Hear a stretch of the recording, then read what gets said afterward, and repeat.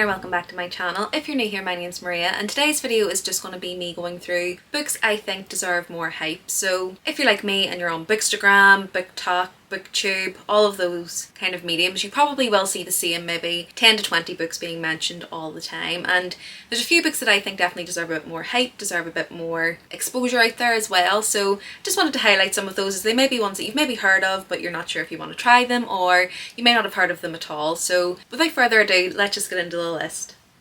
Now I will say today I am using a new camera, so the lighting might not be exactly correct or it may be a little bit off, but I'm honestly just learning with this, so apologies for that. I'm sure I'll be tweaking it and changing it as I go along with this, but it's a completely new thing for me, so yeah, if the quality's not great or if the lighting isn't great, I do apologise for that. So if you're not new to my channel and if you've kind of been on my bookstagram or anything like that, you'll probably know which first book I'm going to bring up, but it's basically Strange the Dreamer by Laini Taylor. So this one follows our main protagonist Laszlo Strange, who has always had a fascination with reading and learning, and one of the things that he's always wanted to research is the lost city of Weep. So basically within this world there's a city that is kind of almost like folklore. It's a city that almost like disappeared. It had its own language and things like that, and it's one of those things that he's always been really fixated on and always been really interested in. And working as a librarian, it's a perfect kind of environment for him to research this and to kind of ponder what happened to Weep and where it went. He gets the opportunity to go on almost like a research expedition centering around this lost city of Weep, and the story kind of goes from there. I don't want to give too many details because this is a book that really takes you on a journey with the story, and Laini Taylor's writing just really keeps you guessing. I think her writing is really flowery and the prose is really beautiful, but it's not so much that you kind of get lost out of the story. But she has a great way of writing where you really don't know what to expect and you don't know what's going to come around the corner. So not only do I really suggest that you look into Strange the Dreamer, but I would also say her other series,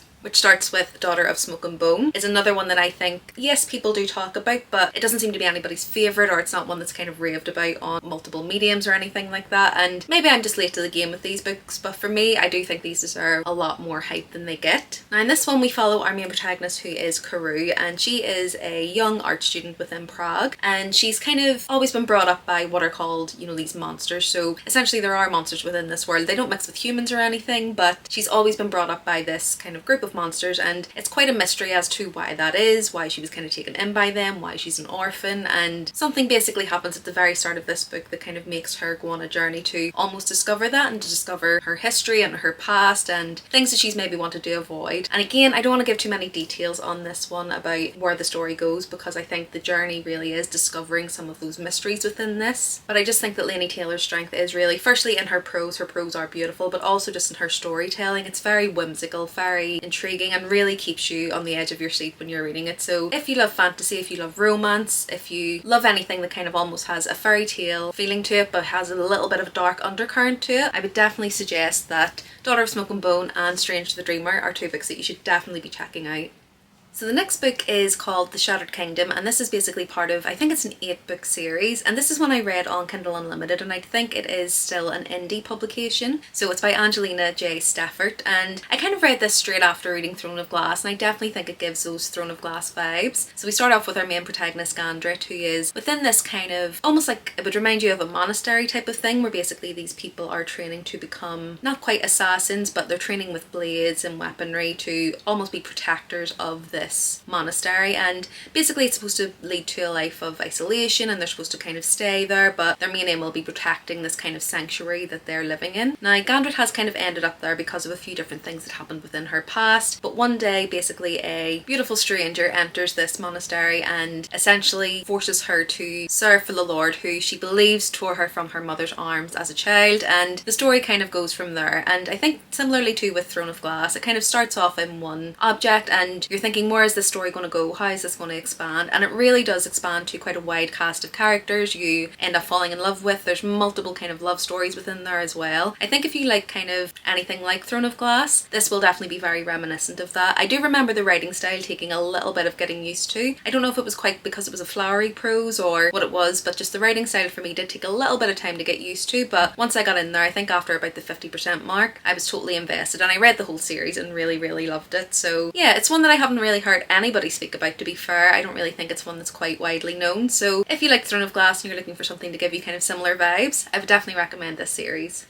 So the third series I'm going to recommend is the Broken Kingdom series, so quite similar to the last one, but basically the Broken Kingdoms is by L.J. Andrews, and it's likely you've heard that author's name recently with the release of The Ever King. So basically this is almost like a prequel series, but it was just out chronologically before The Ever King, but it's set within the same world with a whole host of different characters that kind of get you to the point of where The Ever King starts. So at the very end of the series you do get a little bit of a almost prequel of what happened for The Ever King, but with this series it kind of starts out with this character called Elise, who is the niece of the current king, and essentially she's just doing what she needs to do as the niece of that king and her princessly duties that have been set for her. Essentially one of those duties is to get married to a foreign kind of noble or prince to strengthen the ties with those kingdoms. Now as she sets off on a journey to broker a negotiation on that marriage, she is set up with a marriage negotiator called Legion Grey, who may not be all that he seems to be. They come off on a very bad foot. They're almost kind of reluctant allies of a sense, and again the story kind of goes from there, but this one is definitely for any of the romantasy lovers out there. So if you really love a good romantic plot that has quite good world building and quite good fantasy plot behind it as well, I think this series would definitely be for you. And obviously if you've read The Ever King and really enjoyed it, I'd definitely recommend going back to this series and reading through. I think there's around 7 or 8 books, so definitely quite a few to get through there, but for me I thought they were really fun, really good. I think overall I gave the series probably like a 4-star, so maybe not one of my top reads, but definitely one I would say you should check out.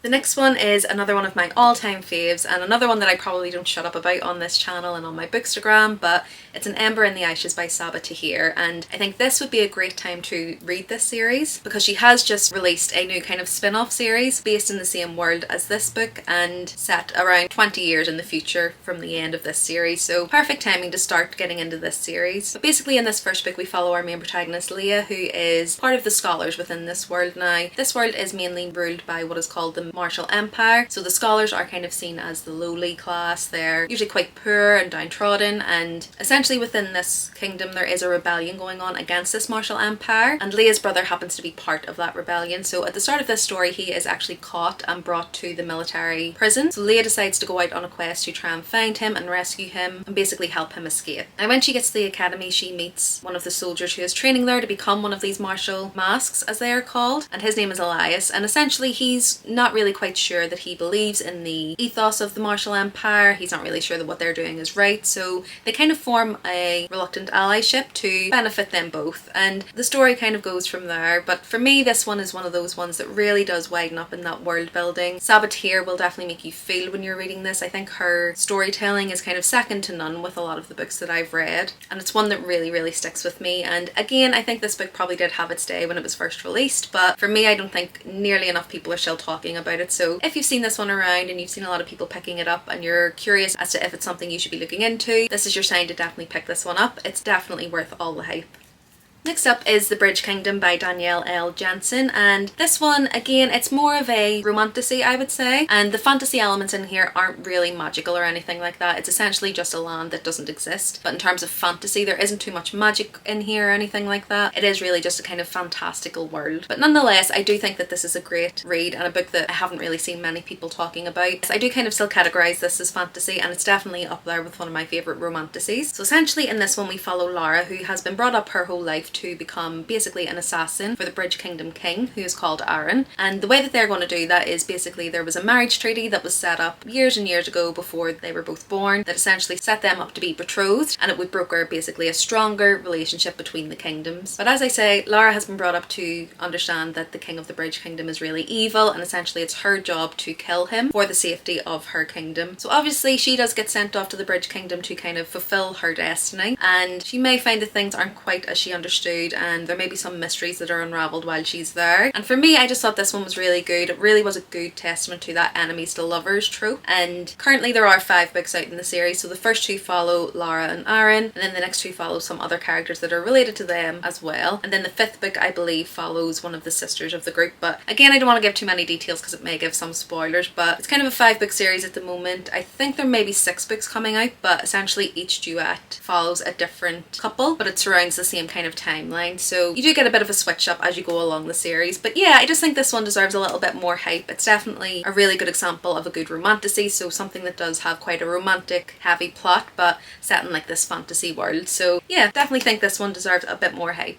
So the next one I don't think I've ever heard anybody talk about. I do see it in the bookshop quite often, but it's definitely not one that I've seen on any of the mediums that I'm aware of, but it's The House of Sorrowing Stars by Beth Cartwright. And this one does kind of follow a sentient house. Essentially, it's a house that is available for anyone who is experiencing a traumatic memory or, you know, severe loss or something like that. And this is a house that you can't just visit. It's really just reserved for anyone who's kind of experiencing extreme loss or grief. So when our main protagonist Liddy gets a invitation to the house, she's quite unsure why she's there. She doesn't really understand why she would get an invitation to this house, as she's never experienced any loss. But at this time she's kind of feeling like she's in a rut and her life isn't really going the way she thought it would, and she sees this as a bit of a way to escape and have a different life. So decides to go to the house to curb her curiosity in terms of this invitation. When she's there, she's trying to discover kind of her true purpose at the house, if there's something that she can do to maybe heal the house, because it's basically seen as broken and decrepit. And she meets a few characters there that are quite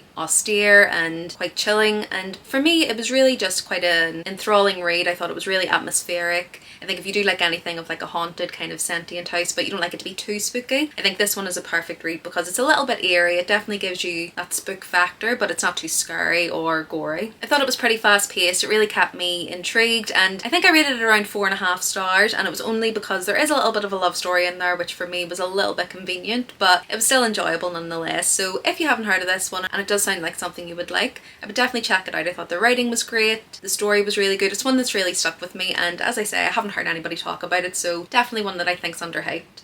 This next one is basically directed at anyone who loved The Crimson Moth, so basically a story about a witch and a witch hunter.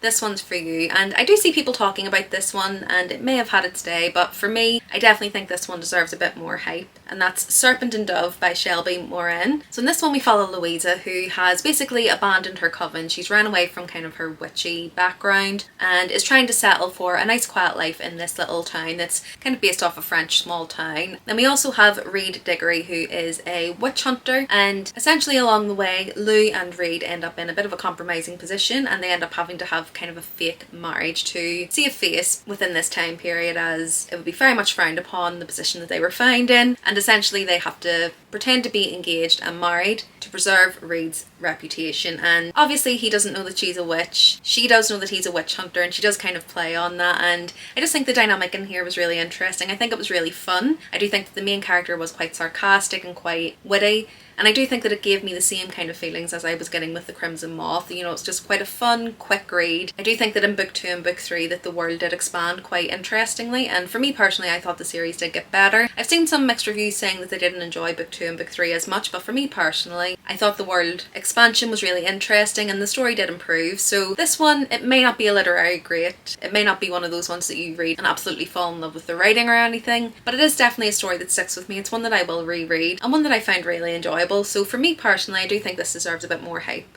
So the next one I want to recommend is from T. Kingfisher, and that is Natalie and Bone. And with this one, I do think that it doesn't seem to be as highly circulated as some of her other works, and I definitely think it should. So it basically follows our main protagonist Mara, who has seen her sister suffer at the hands of an abusive prince. So basically her oldest sister was married to him, mysteriously passes away, and now her second sister is married to him, and she basically gets a plea for help from her, and she wants to put an end to this and she wants to save her sister. To do this, she does end up leaving her home and seeking the help of a grave witch, who sets her 3 impossible tasks before she says she will help her, and if she can complete those, the grave witch will help her on her quest. But this is only the beginning, and the quest only really starts from there. So really it just ends up being a bit of a ragtag group who come together. So we've got the grave witch, a fairy godmother, a disgraced knight, a bone dog, and a demon chicken who is also part of this group. And essentially for me, I just thought it was a really whimsical but really dark story, and I just thought that the length of it was perfect. It is quite a short book, and at the end I actually really wished that there had been more, or that there would be a spin-off with some of the characters to see where they end up. But I just think overall it was a really atmospheric, fast-paced and enjoyable read. I actually done the audiobook for this one. It was the first audiobook I ever listened to, and I definitely highly recommend that as well, because it was a perfect way to experience this one.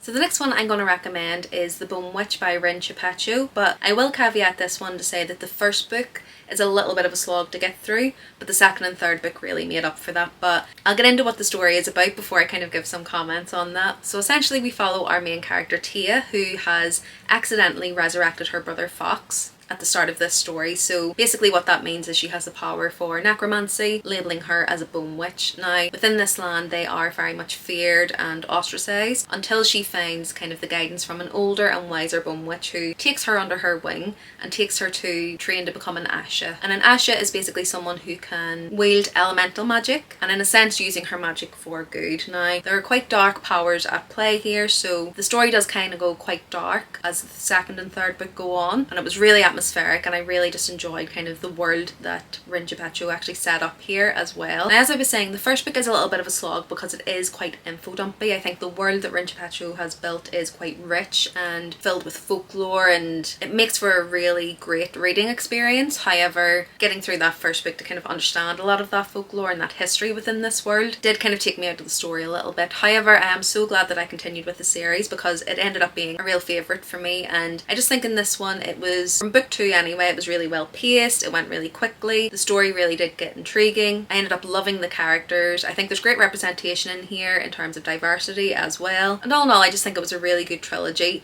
First book is a little bit slow to start, but once you push past that, I do think it's definitely worth the read. And again, it's one I don't really hear anyone talking about, so if you like anything that is quite dark, gothic, and kind of has a protagonist who you may not always root for, this is definitely one that I would say to check out.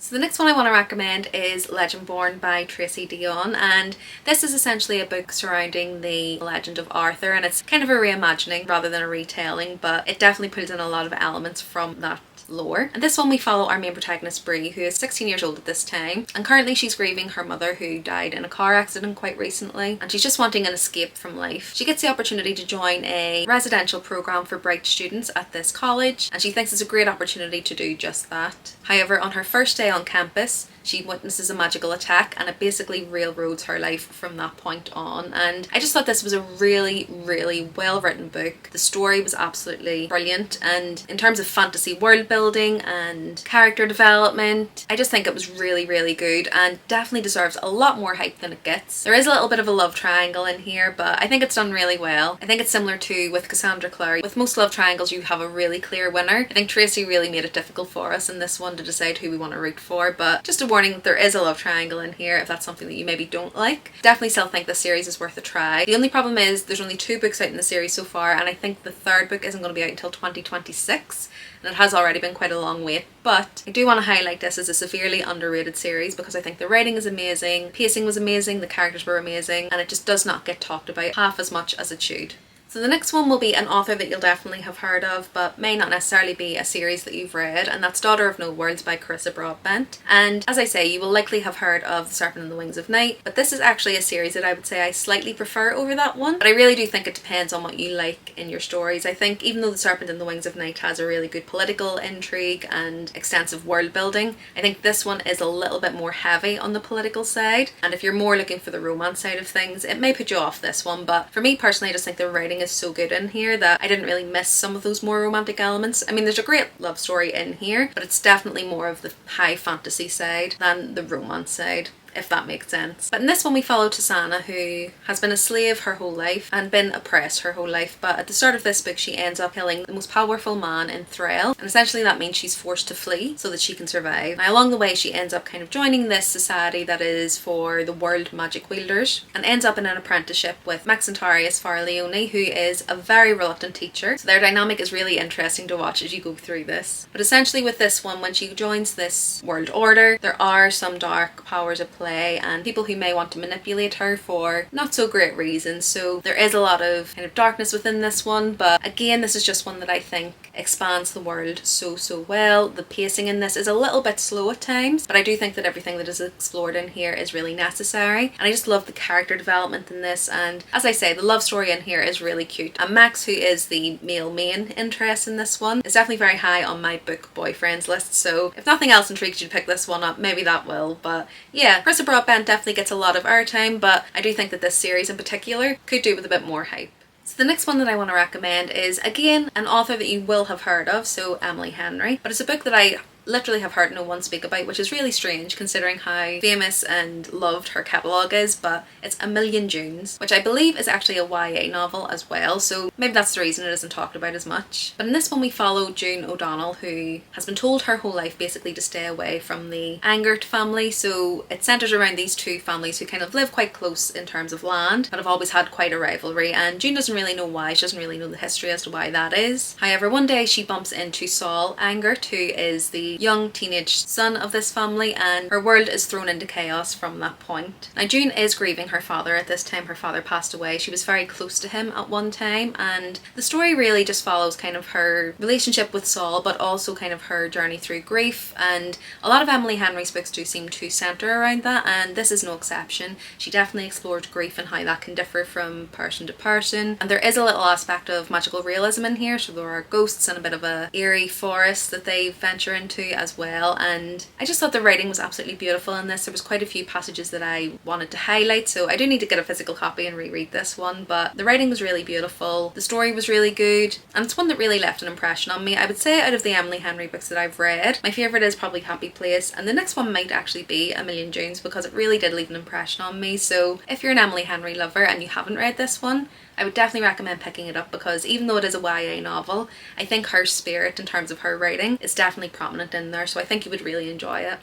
So the next one I want to recommend is This Spells Love by Kate Robb, and this one is perfect for anyone that likes practical magic or anything that kind of has those witchy vibes. So basically we're following our main character who is trying to recover from heartbreak, and she decides the best way to do that is to cast a spell so that she never met her ex. But essentially she wakes up with the world around her being completely different, and everyone who's in her life other than her sister and her aunts don't remember who she is, and that means that her best friend, called Dax, doesn't remember her as well. So it's a bit of a rom-com, quite comedic in terms of the way that the story's told, and essentially it's following her trying to rehatch this authentic relationship that she had with her best friend. She's always had a bit of a crush on him, so she does take it as a little bit of an opportunity to see if there's anything that they could do in that way, and I just thought this was really good. It's a really good read for around this time of year. Perfect for anyone that really loves romance but wants something that's a little bit spooky but doesn't have too much of a magical or fantastical element in there. I thought this was really good. It was really well paced. It has friends to lovers, a slow burn of will they won't they, some great character development, and it'll just make you want to drink coffee and eat donuts the whole way through. So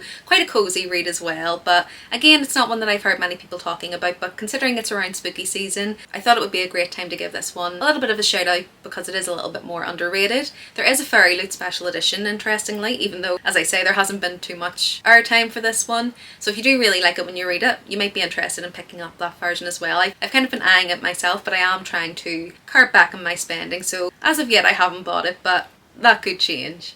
And that's it. So there's probably quite a few books that I could have mentioned on here, but I didn't want the list to be too long, so hopefully you've got a few new recommendations on there, and if you do have any recommendations for books that you think are severely underhyped, definitely put those in the comments below, because most of the time I do love reading hyped books. I do love reading the books that everybody else loves. I tend to find quite a few favourites that way, but I do also like to see what the outliers are and books that maybe don't get the hype that they deserve and could end up being 5-star reads for me. So yeah, if you do have any underrated books that you think deserve more airtime, definitely put those in the comments below. If you like this video, do remember to give it a like, and if you want to see more from me, remember to subscribe. I'm posting 2 videos per week, and it'll be videos like this, so book recommendation videos, book shopping videos, book hauls, all good bookish things like that. Other than that, thanks so much for watching this one. I hope you enjoyed it, and I'll see you in the next one soon. Bye!